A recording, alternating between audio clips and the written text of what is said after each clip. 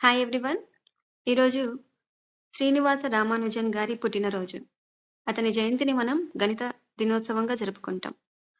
ఈరోజు మా పాప వాళ్ళ స్కూల్లో మ్యాథ్స్ డే సెలబ్రేషన్స్‌లో భాగంగా మా పాప కోసం చేసిన ప్రాజెక్ట్ ఇది.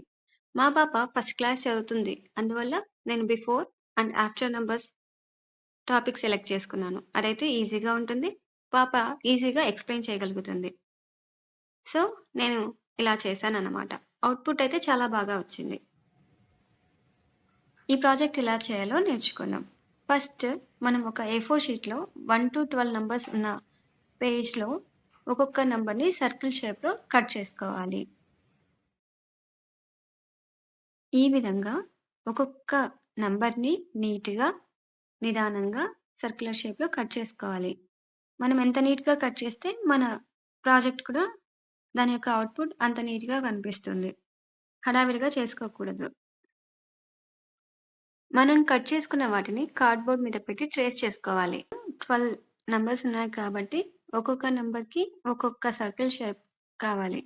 అందుకోసం 12 సర్కిల్ షేప్స్ డ్రా చేసుకొని ఒక్కొక్క కార్డ్‌బోర్డ్ షీట్‌ని ప్రిపేర్ చేసుకున్నాను.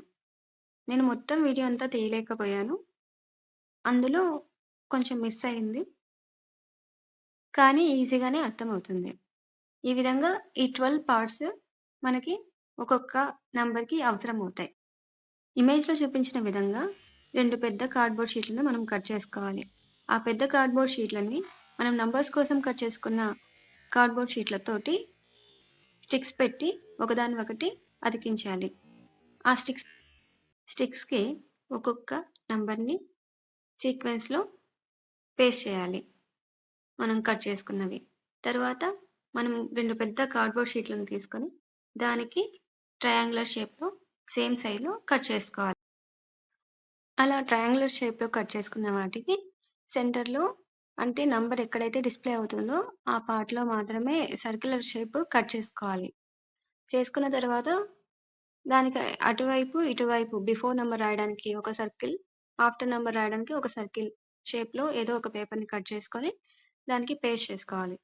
దాని మీద మనం నంబర్స్ రాయడానికి ఒక ప్లాస్టర్ అతికించుకోవాలి. దాన్నైతే మనం ఈజీగా రబ్ చేసుకోగలుగుతాం గాబట్టి, ఎప్పుడన్నా సార్ వాళ్ళు వచ్చి వాళ్ళు ఎక్స్‌ప్లెయిన్ చేయమన్నప్పుడు పాప అక్కడ ఏ నంబర్ అయితే అక్కడ మనం కట్ చేసుకున్న ప్లేస్‌లో ఆగుతుందో, ఆ ప్లేస్ దగ్గర ఉన్న నంబర్‌కి బిఫోర్ నంబర్, ఆఫ్టర్ నంబర్ రాయాలి. నేను ఆ ట్రయాంగిల్ షేప్ ఎలా చేయాలి, ఆ సర్క్యులర్ వీల్‌ని దానికెలా కనెక్ట్ చేయాలో ఈ వీడియోలో మీకు చూపించలేకపోయాను. కానీ ఎక్స్‌ప్లెయిన్ చేస్తాను. ఆ వీల్‌కి సెంటర్‌లో ఒక చిన్న హోల్ చేసి, అదే సైజ్ దగ్గర ట్రయాంగులర్ షేప్స్ కూడా ఒక హోల్ చేసి, ఆ హోల్స్‌తో ఒక పెన్సిల్ కానీ, ఏదైనా స్టిక్ గానీ వాటి మధ్యలో ఉంచితే అది అక్కడ హోల్డ్ అవుతుంది. తర్వాత దాన్ని నేను గ్లూ స్టిక్స్ తోటి ఇంకొక కార్డ్‌బోర్డ్ షీట్‌కి ఆ ట్రయాంగులర్ షేప్‌ని స్ట్రెయిట్‌గా అంటించాను. దాంతో అవి స్ట్రెయిట్‌గా నిలబడ్డాయి. ఆ వీల్ కూడా ఎంతో చక్కగా తిరుగుతుంది చూశారు కదా!